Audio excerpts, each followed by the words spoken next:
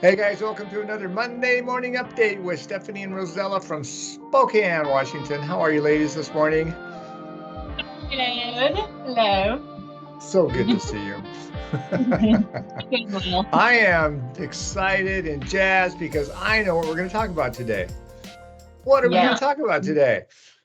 Something fun. The fun features of Spokane and just all like, I don't know, kind of like the touristy and history behind it and what draws a lot of people here, I feel like. Yeah, right? Some of the main and visiting spots. Or even if you're not the things that people frequent while they are residents here as well.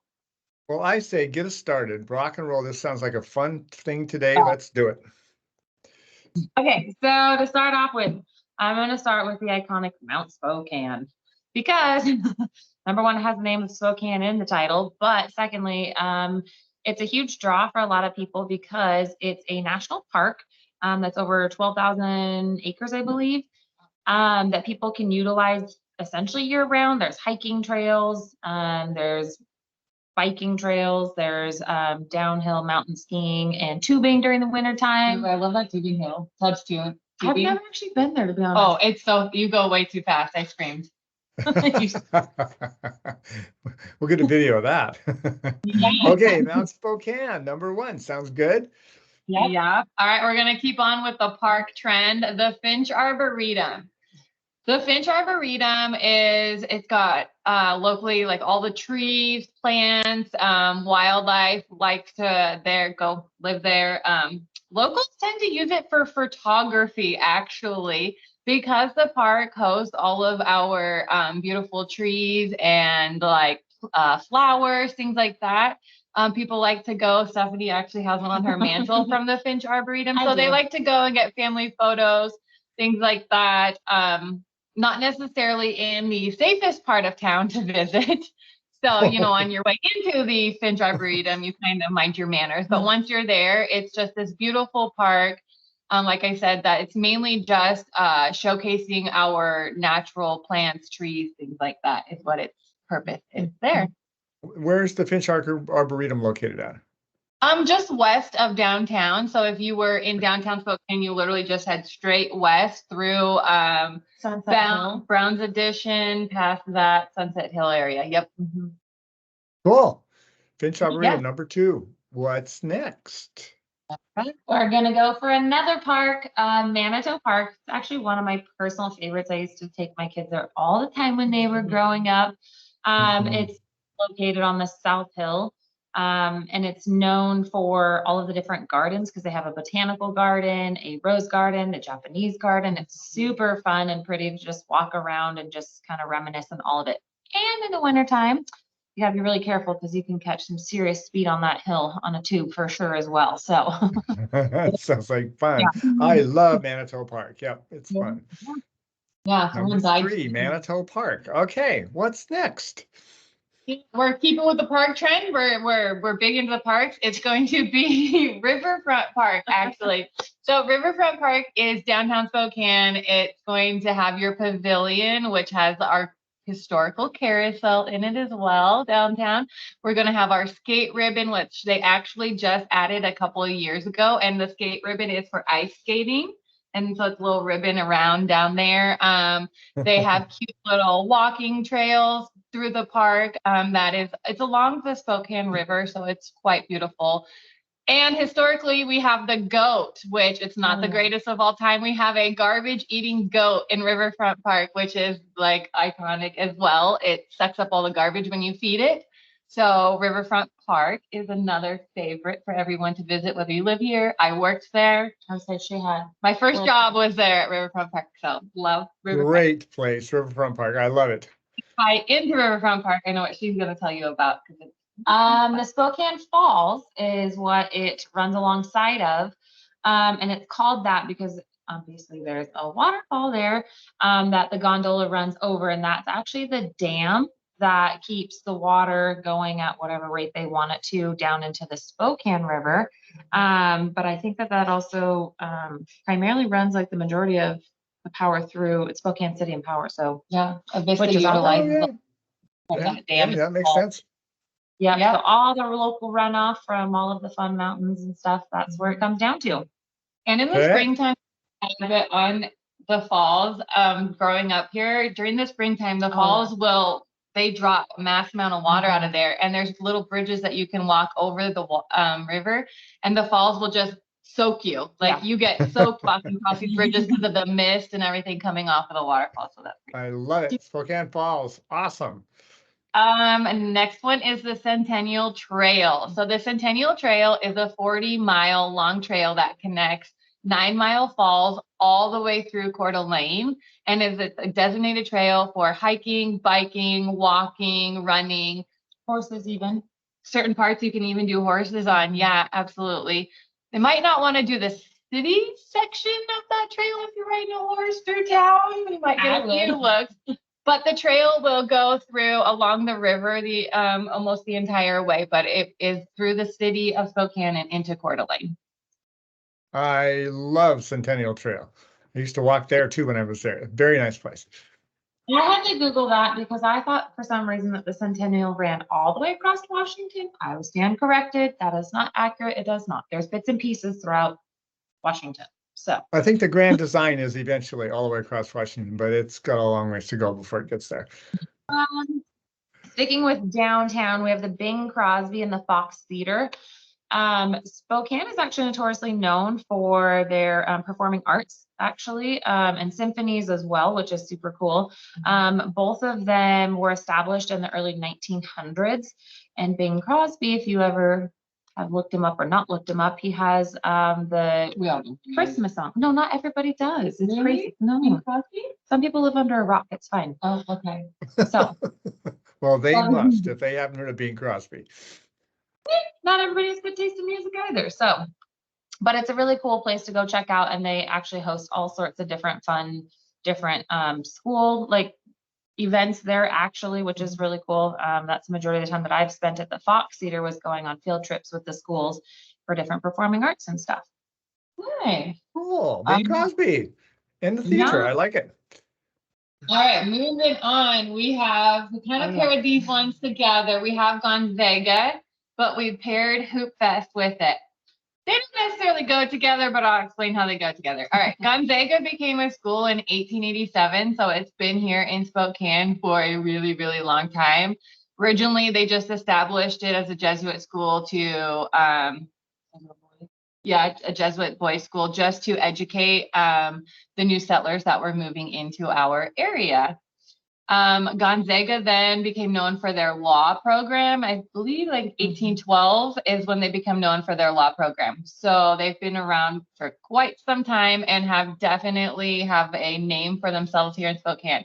We tagged Hoopfest onto there because Gonzaga became notorious for their Hoopfest or their basketball program. Absolutely. And then because we breed basketball here locally, there was actually an individual who was like wanted to create a 3-on-3 tournament.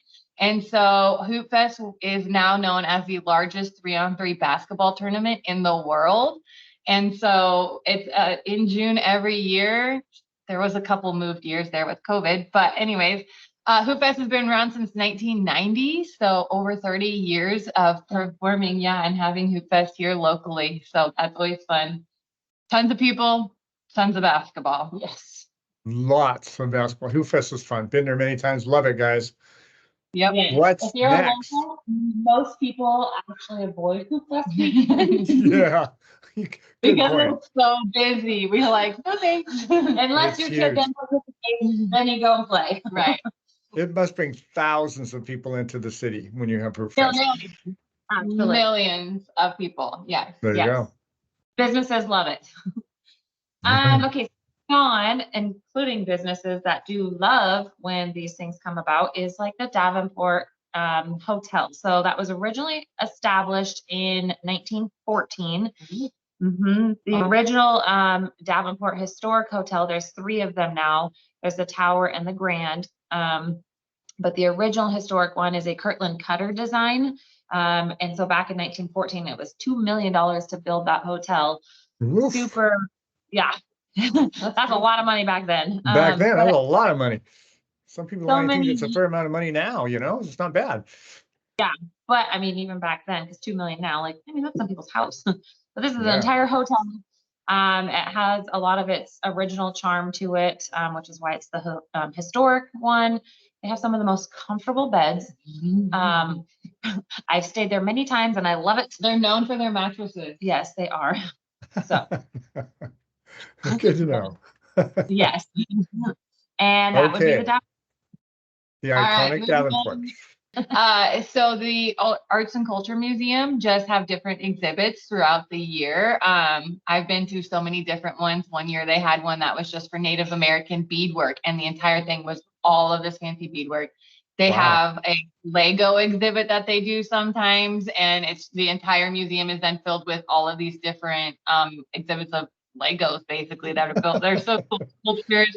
So anyways, they exhibit all different varieties throughout the year. I'm trying to remember, they change, I think quarterly, maybe it's 3 times a year, but they do change their exhibits. So it's not just like a once and you've seen it all, never come back sort of thing. It's something that people frequent annually and go to all the time just because there's always something new and fun to see there. Okay, and where's the museum located at? Brown's Edition, just outside of downtown Spokane. I have never been there. That's something we're gonna have to do sometime. Oh, really? Yeah, I grew up going to the MAC. We call it the MAC. And so, yeah, it's really cool. I don't know what exhibit they have currently, but like I said, they change their exhibit all the time. And it's super fun. We'll have to make a trip there. We absolutely got to plan that. That sounds like a good thing. Maybe we'll even do a video with you guys when we make a trip there. That would be really fun. Yes. We could even do a video series and hit every single one of these with you. That would be a good time, wouldn't it? Yes, it would be. It might take a few days, but that's okay. It would be more than one day too, I think. Yes. Yeah, probably so. Okay, so I'm going to finish off my list of fun features and facts of Spokane, and finishing with Green Bluff. I'm going to go back in history a little bit. So this one was actually more so established in the early 1900s as well. Obviously, it's been there longer, but this is when it was actually burned down by the natives. They burned a lot of the brush down so they could get better sight for their hunting. And then later on, it then was more established as like the farming area, which now, as it's known today, the Bluff, it has a lot of different orchards, from fresh fruits to wines, wineries, breweries, all sorts of things. Yes. In the fall, again, the locals sometimes go, sometimes they avoid it because it has a massive influx of people that come in for their pumpkin patches, and other donuts are delicious. Apple picking. Yes. Peaches, strawberries. A lot of people that don't have their own, ability to forage off their own property. A lot of times they can go up there, go pick fresh fruits, vegetables, stuff like that, take it home and do their annual canning. So there's pretty stuff to do there. Green Bluff. All right. Yep. I like it. All right. And I'm finishing off mine. And the last one is going to be Bloomsday. We are well known for Bloomsday. Bloomsday became a thing in 1977, so it's been around for quite some time.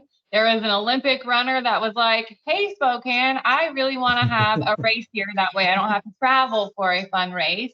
And so he began this idea of having the race, and each year it grew and grew and grew. And now Spokane hosts the Bloomsday race every year. It's 7.4 miles long.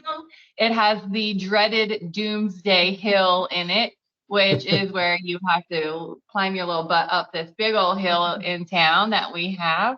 And yeah, it's kind of like Hoopfest, where we just have thousands and millions of people that come in, and they travel from all over just to compete. We actually have people all over the world that fly in for this race as elite runners. So It's fun for those of all ages, groups. We have families that do it, so that's always a good annual fun thing. They actually have Juniors Bloomsday now as well. I did that when I was a kid. Yeah, for the kids to participate. Cool. Yeah, it's a fun little race. I personally have never done it though. You should try. I have probably run Bloomsday maybe 7 or 8 times, I would guess. Something You've like done it that. I used to run Bloomsday every year. It was my get out and start running. And the thing like everyone used to do Bloomsday for was the t-shirt, because every year t-shirt that you get for Bloomsday is different, and they host like a competition to see like who's going to be on the shirt and what color the shirt's going to be. So it's always fun too to see what the annual Bloomsday shirt is and what it looks like. Exactly right. There's some fun places and fun activities you've covered today to see in Spokane. I love it. Good job. Yes. Thank you. Hopefully people would like to visit. It's a good place to visit. It's a good place to live. Honestly, there's always something to do, which I think, again, is a huge draw to Spokane and why people relocate here, especially ones who, you know, either from college students to families. Like, there's something for everybody, literally. So indoors, outdoors, we've got it all. Yep. Well, I can see the title of this video already, 12 fun things to do in Spokane. Good job, ladies. That was fun. Thank you. All right. We'll have to get together and do these until, like I said, do a video and put them out there. That would be fun. And thanks for today for inviting us or introducing us, I should say, to all those activities and places. We appreciate it. Yeah, thanks for letting us share Spokane with you. All right.